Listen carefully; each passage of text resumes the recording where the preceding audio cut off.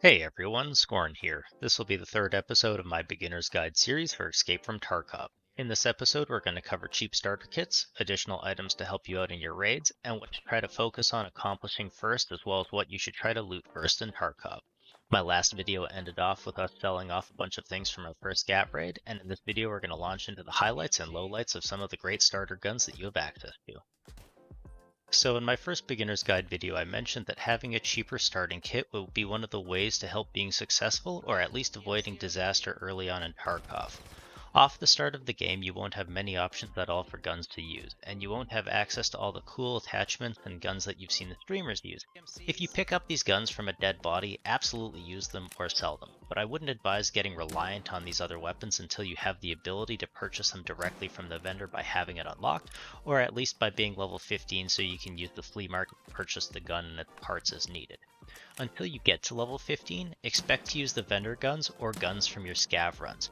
Trying to kit out a gun early on will waste a lot of money and time that would be more valuably spent by progressing your character towards unlocking those weapons that you want to use. My first weapon recommendation is the SKS. The cheapest version is restricted to the iron sights, but other variants and bodies of it have more access to different scopes at a greater cost. This is one of the cheapest guns versus raw firepower available off the start of the game. This rifle works with zero modifications straight from the vendor right out of the box. The gun can be top loaded with bullets right out of your pockets without changing the mags, as it starts with an internal one, but you can replace the internal mag with a larger swappable mag. The Soviet semi-automatic carbine fires 7.62 by 3.9 rounds, which give a decent balance between flesh damage done versus armor penetration. While you won't get the advanced armor penetrating bullets until later from quest unlocks, even the Walmart variants of the 7.62 by 3.9 will still penetrate class 2, 3, and 4 armors with ease, yet only cost a measly 145 a round, which makes them expendable but reliable. The SKS rarely jams, but takes a long time to reload, which might not be jelly in a combat situation. If the long reload is your holdback, you can always get the larger 20 or 35 round magazines that can be swapped like a normal gun so long as the internal mag has been replaced with one of the 20 slotters from the beginning, or still top loaded from pockets if you want to conserve ammo while having a larger firing reserve using the larger mag size. At only 22k for the starter gun and only 8k for a stack of 60 PS bullets, this gun is a very strong first choice. My next weapon recommendation is going to be the Mosin infantry rifle, or the sniper variant, whichever you prefer. I always go with the cheapest one that's available because I really enjoy using iron sights, but if you don't enjoy the iron sights, you're going to need the sniper variant to be able to strap a scope on top. This beast of a bolt-action rifle is one of the most mass-produced military rifles and was commonly used during World War II. Developed in 1882, this rifle fires 7.62 by 5.4R variants of ammo, and even the basic LPS ammo from the vendor will make short work of Class 4 armors. This gun has one of the highest muzzle velocities with some of the fastest bullets in the game.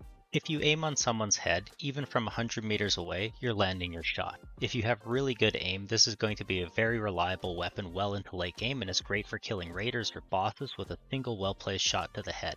Its disadvantage is that it has a long chamber time and only 5 bullets in the mag, so you have to make your shots count for this rifle to be worthwhile.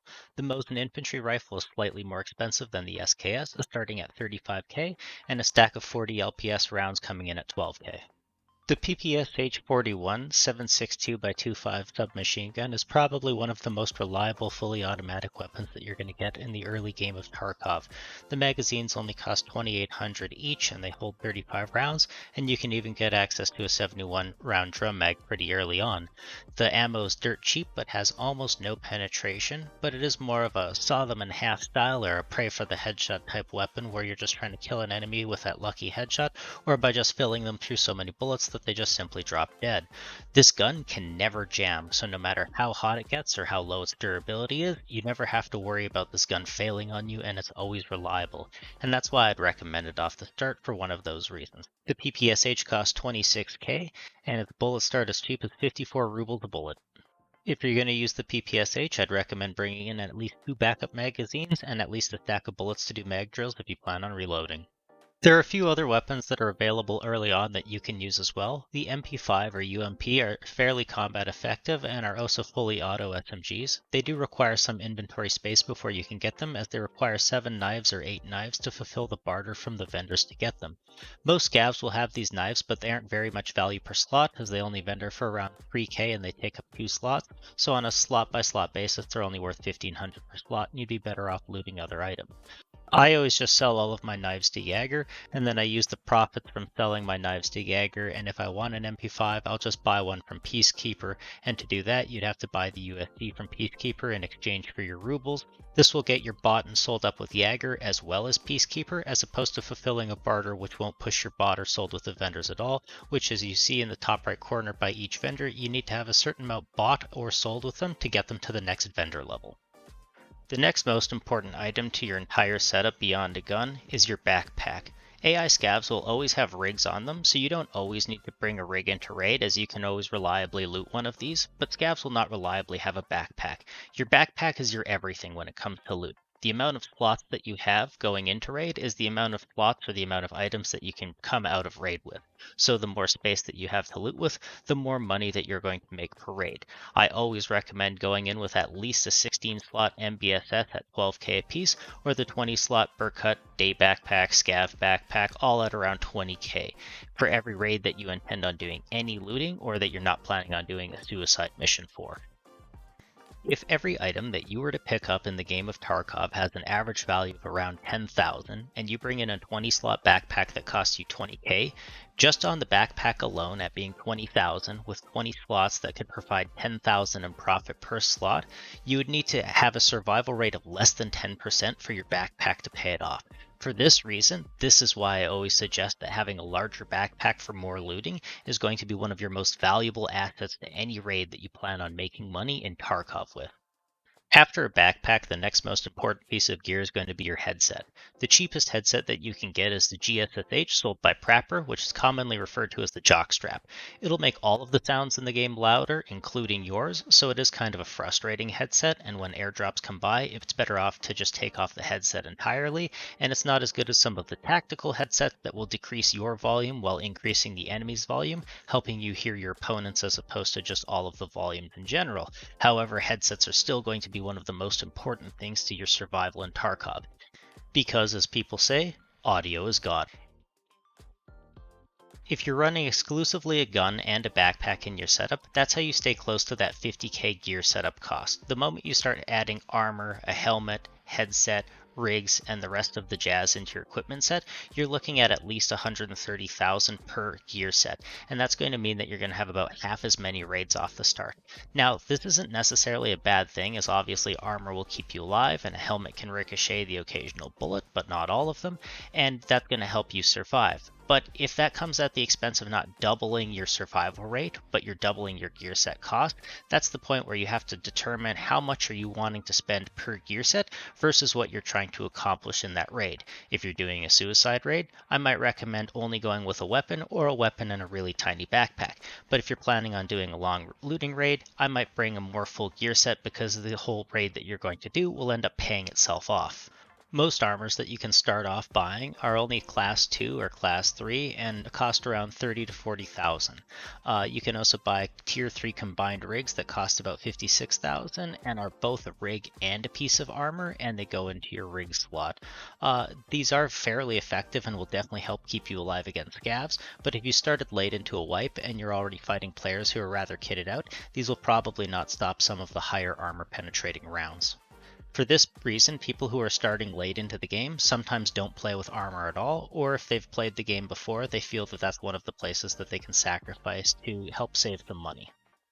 The first thing that you're going to want to save for in Tarkov is going to be the Lucky Scav Junk Box, which you can purchase from a level 1 therapist. And you can even be level 1 while you purchase this, however it does cost 1,106,000, so it's not the easiest item to afford, but it is going to be the most important. The reason that the scav junk box is the most important item for you is that it's a container that has 196 slots, and every barter item that you find or dog tags can be stored inside of it. This container is almost the size of a standard edition account, which starts at 280 spaces, so having 196 spaces inside, it already has more than 2/3 of your stash size just inside this single container. For that reason, earning up to $1 million so you can buy this container should be your first focus in Tarkov over anything else, even prior to getting to level 15. Your second most important focus in Tarkov after getting a scav junk box is getting towards level 15. Obviously this is going to take quite a few quests and quite a few raids to get towards, but this is going to be the next thing that you're going to want to progress towards, as unlocking the flea market will basically give you access to almost every item in the entire game, or at least all of the items that you can buy off the flea market, which is at least 70% of the items in the entirety of Tarkov. While you're on your scav, the keys that you want to be looking out to find are the ones that have the purple background, or even more valuable is the yellow background behind them.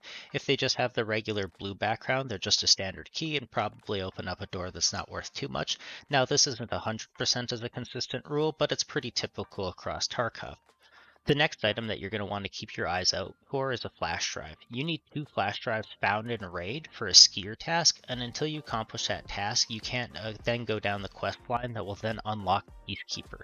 So if you ever want to get Peacekeeper above level 1, finding these 2 flash drives found in raid is really important. And until you get to level 15 and can do safe runs in dorms, or do other runs where you have the access to keys where you can unlock things that will give you a better chance to flash drives, the odds of finding them are really low. So I definitely recommend, if you find a flash drive in a raid, to absolutely get out with it.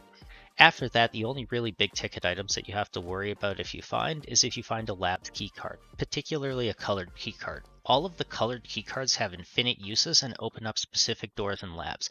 These keycards are worth millions of dollars to higher level players, and if you find one of them and end up selling it on the flea market, you can make enough money to fuel your entire early Tarkov career all the way up until level 30 or even higher. Hey everyone, I hope you enjoyed the video. This was the 3rd episode of my Beginner's Guide series for Escape from Tarkov. I'm going to have more videos coming out for this series, as well as other videos for Tarkov and other games. Check out the other videos on my channel, and please like, comment, and subscribe. SkornClaw, over and out.